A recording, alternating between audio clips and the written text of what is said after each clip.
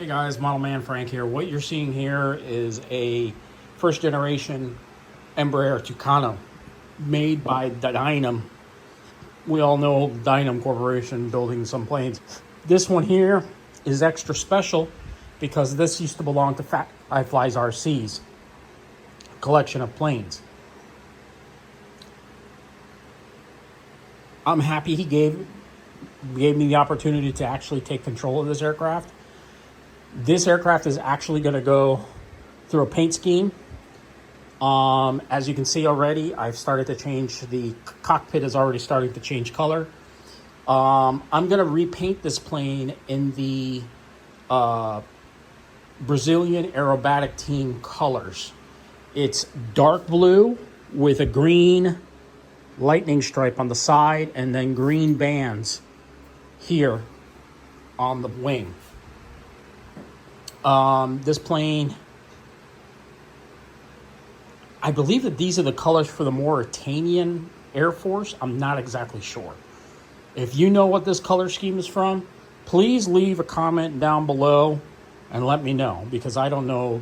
I've seen this color scheme before, but I don't know the tail codes or anything, what country it is. TNI, AU, I have no idea who that is. So yeah, paint scheme will be overall blue with the green stripe on the side, with the green lightning bolt. All this will be painted over. It'll also have a little bit of yellow, so it's basically almost like the Brazilian color scheme itself. So yeah, it's gonna have a really nice paint scheme on it. It was a toss-up between the red and white paint scheme that the Brazilian Air Force used to use for their color codes for the Brazilian Acrobatic team, and then they went to a blue, green, and yellow scheme also. So this is going to be that color scheme, and I look forward to seeing how it comes out. I can't wait. I've already started painting the canopy.